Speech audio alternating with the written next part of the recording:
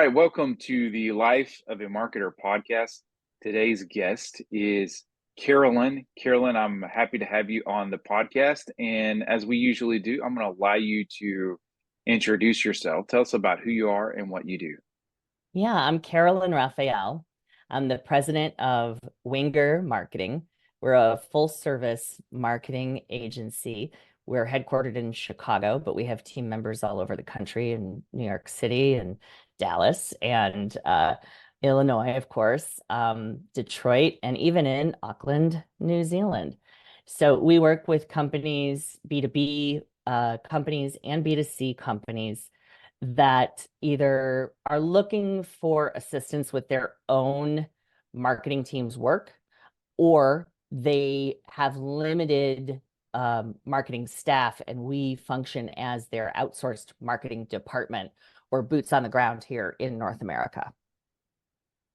Awesome. Awesome. All right. Thanks for sharing that.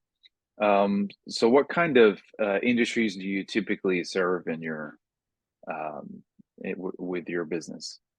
Well, I think one of the things that has kept me and kept our firm really successful and active, because we've been around for almost 30 years, is our ability to really be in almost any industry. So, um, when you are looking at an overall marketing strategy for a company, first thing we like to do is find out what are their business goals, and then how can we develop a strategy for that business that aligns with the business goals. So we're using marketing to really facilitate action and to facilitate movement for these companies. A lot of times that's with public relations, and that could be in, say, the logistics industry or the healthcare industry.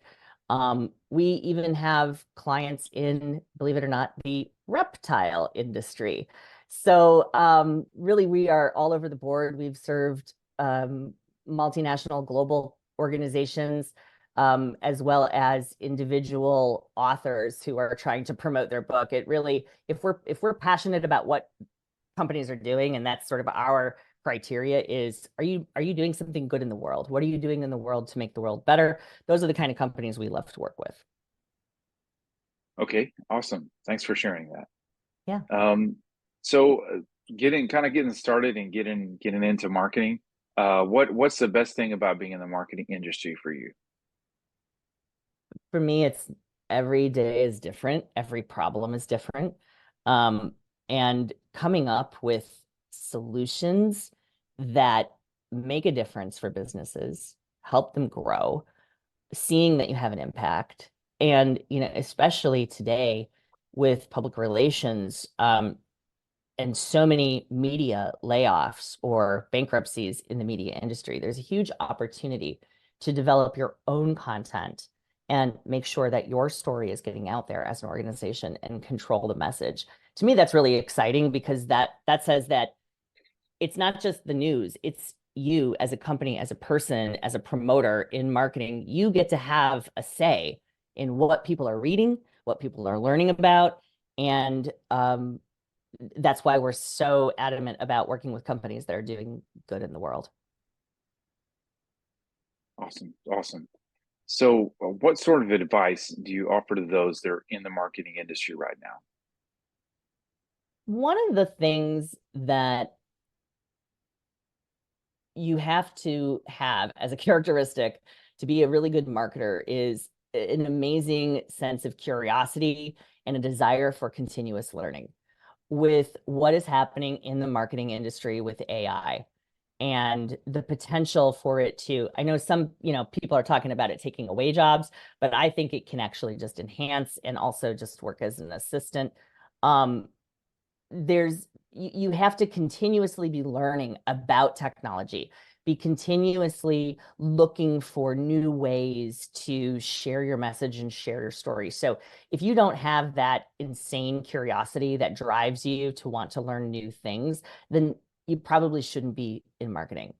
um, the other thing about being a marketer is it's an amazing opportunity for creativity. So if you're a creative person, Being able to come up with concepts and campaigns and do really cool things. I mean, that's very, very attractive. For sure, for sure. Yeah, you have to be creative. How do you when you are talking with potential clients, how are you able to uh help them to come to the realization of how PR and marketing can help their business? So I think that's a really interesting question because you know, having the awareness that you do need public relations and you need marketing as a company, um, I think you have to actually have that before you start the conversation, right? Like if you don't understand as a business, it's really important, I think, that you already have a sense of how important marketing is to the success of your business.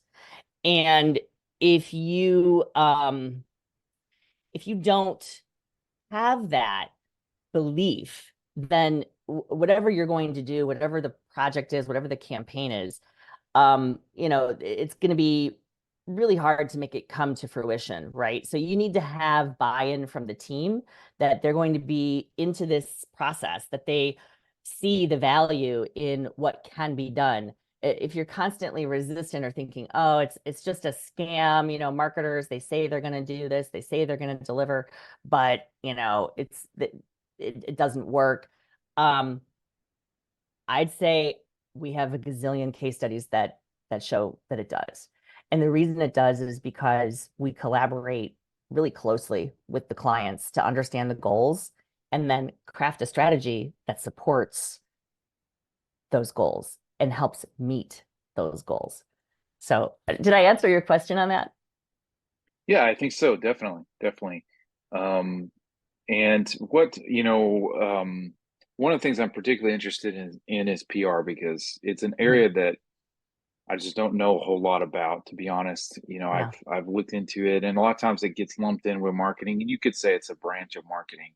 Mhm. Um, how has how has PR helped your clients in improving sales and improving uh, their uh, their inbound sales Yeah. opportunities? How has that helped with what So, you so guys have there's a few done? things, right? So if I say to you, you know what, Jared, Karolyn Raphael at Winger Marketing, um, I'm amazing and my firm is amazing and we do a great job, right? Like that's essentially what you're doing when you advertise is you're telling people what you think about yourself, right? When you have somebody else that comes in and says, this person is an expert and they did this and they know what they're doing, you're much more likely to believe that, right? Because it's coming from somebody else saying this person is or this company does what they say they're going to do. And it gives credibility. And I think that's the one piece of marketing. We rely a lot on reviews now, especially in the consumer world. Like if you've got 85,000 reviews on a product and they're all 5 star, there might be some suspicion that they're done by AI or by bots, but people read through these reviews and it helps them make their decisions because it's again a third party telling you what to think about this product, not the product saying or the company saying that they're amazing. So that's one of the things I've always really enjoyed about working in public relations and how I think our customers see the most benefit is when you have a reporter who does an article or you get a TV segment and your client is there on the television or on a podcast or what have you talking about um you know a topic with another expert or with a credible individual, then it just really the value is like 3 times greater than that of an advertising program. At least that's the general consensus in the marketplace is that there's value to having credibility. There's value to having um, others tell people about you versus you telling them about you. Right. what kind of, can you give us an example of what you guys with some of your clients have done for PR? Like Yeah, specifically, what is it that you did? I'm curious. Every time we have yeah, someone that does PR, I'm always interested in learning yeah, about it. yeah. So, I mean, I've got like a ton of examples of things we've done. Um, Driving traffic to an event, right? We were doing a show. It was the International Collectibles Exposition. And one of we had hundreds of vendors at this event, and one of the vendors was displaying some Wizard of Oz products, and they had the original Munchkin from the Wizard of Oz at the show. So one of the things we did is we had a little media tour. I got to drive around with the coroner, Meinhardt Robbie. I don't know why I just remembered his name, but I do. And drove him around in Hollywood, and we went to a couple different TV stations and talked about the trade show and talked about coming to collect and why people collect. So that's one example, but other examples, we've done amazing things with publications where a hospital system we were working with, they were adding an integrative medicine uh, segment to their offerings, right? Hmm. So kind of Hmm. east-west blend.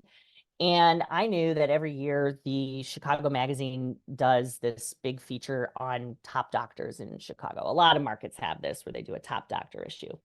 And really, through developing relationships with that magazine and with the reporters that we knew there, we were able to secure the cover of that publication, of the top doctor publication, with the new doctor from the integrative medicine field on the cover of that magazine.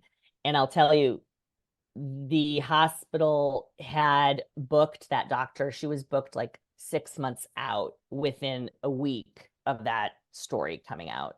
So that's when you really start to see the power, is when people see it, they say something about it, the phone starts to ring. And I think, the challenge right now with PR is that there's so many media outlets, and people aren't just sitting at home watching TV at night, watching their local station and getting those commercials. So you have to be really creative about how you're going to get that message to them, or really hone in on who is the market, get very specific. And so that's why, like in the B2B world, it could be even getting a byline article placed in a trade magazine so that we start to position that company with experts showing off their expertise, or having them submit a project for an award. So they get to be, called out for something they've done in their industry. Again, it's really seeing what is in the marketplace and leveraging the opportunities that are there. And then when there aren't opportunities, making them up, like how can we create some news? And I think that's the thing that's really fun, and a lot of value comes out of that. We have a client in the logistics industry. They're very, very intense with their sustainability efforts. And we wanted to figure out, how do we get that message that we don't have a hydrogen truck in the United States. They have one in Europe. But how can we show that the Americans are supportive of sustainability efforts? And so we actually worked with their HR department to organize a beach cleanup, because we wanted to talk about the importance of water. There's a lot of conversation about these vessels, and obviously everyone knows what's happened in the market most recently, with the Baltimore Bridge, but having an understanding of how those ships impact the quality of our water. We felt like, hey, let's have this team get together, do a beach cleanup, volunteer their time, take some photos. The local media loved it. They all ran the story about this logistics group getting, their families out there to clean up the beach. Wow, awesome, awesome. Yeah. Well, thanks for sharing all that. I appreciate it. Yeah, That of course. gives some ideas. We're gonna, this is a short podcast, so we're gonna move on. What are some other successful people in marketing like yourself would you like to acknowledge that should be on the podcast? Well, I really want to acknowledge the team that my amazing volunteers that I work with at the American Marketing Association in Chicago. I became a part of that organization. We actually donated our PR services to them um, before the pandemic, and then I became involved in the board. And I'm just so impressed with the caliber of the volunteers that we have at the AMA Chicago. It's the largest chapter in the country. And Chris McGuire at MacGuffin Creative, he's our president this year, and he's just done an amazing job of creating mentorship opportunities, coaching opportunities, award opportunities. If you're in the Chicago area and you want to apply as marketer of the year, that's coming up. So yeah, I just love all the people I get to work with there. Awesome. Thanks for sharing that. One final question, just for fun, that we always ask. What is the oldest technology you remember using? So I started working in PR when I was at Indiana University. I ran the radio news bureau segment of their news bureau. It was called Radio Line. And I did take with me a little, traditional recording device to my interviews with the microphone, but what we used to edit, it was a reel to reel. So I learned how to edit on a reel to reel. I still have my reels. I actually have a reel to reel player. Was that like Yeah, cutting the like reel physically itself? cutting and physically taping, and you'd have to listen. There was no visual prompt to see when the audio like went down. Now if you did that on GarageBand or any of the other apps, you could just like kind of see when there's silence. You had to like listen and then decide where to physically cut the tape. So This it is was a real whole skill. like listen to the yeah, I can imagine. With the reels, and you've got your headphones on, and um yeah, I mean it's old, like you want to say old school. That was it. That was but the quality was fantastic. Yeah, no, I mean you go back and you can see those things. Interesting. Yeah. Very, very interesting. I heard about that process Hmm. from different people, but things I guess video editing was kind of in its infancy then at that point Yes. because it's also how it was done for all the way back to cartoons basically Yeah, is of people course, of cutting course. in. Yeah, Yeah, that's exactly how they would do video as well, but yeah, if you ever have an opportunity to play around with some old tech, and like imagine doing a podcast where you had to like record your audio in a separate segment. And yeah, I mean it's insane how much progress there's been. and um now you just tell AI make me a video of well, it right, just makes it right. I know that's yeah, that's the thing I think most marketers are concerned about, is like, oh my in the gosh. next 5 years, I think there will be an actual movie that people consume that is made completely with AI. I would not be surprised. I wouldn't be surprised. But I think we have to remember that AI doesn't work without humans, and we have to feed it. And that, like, even when you are trying to put some prompts in, what I find is that I might get a sentence or two that's inspirational or something I can work with that's a good launch pad, but it doesn't just replace what I would have done. No, I not think it not even yet. has to work with a No. human. Yeah, Yeah. So far, we'll see. We'll see how far it advances and how quickly. It should be interesting. Well, we'll see. thank you so much, Carolyn. We got to cut our podcast as we try to keep it short. It's been wonderful to have you on, especially enjoyed discussing the PR, listening to the examples. Everybody, you can catch the Life of a Marketer podcast on Tuesdays and Thursdays at 11 something. We release it never on the hour. We stream it online. You can also subscribe to our YouTube channel where you can watch it. If not, you can email me at jared@highbleedmarketing.com. We'll add you to our email list, which goes out right when we release it. Once again, Carolyn, thank you so much. And this has been another Life of a Marketer podcast. Everyone, thank you for watching. Thank you, Jared. Thanks for having me.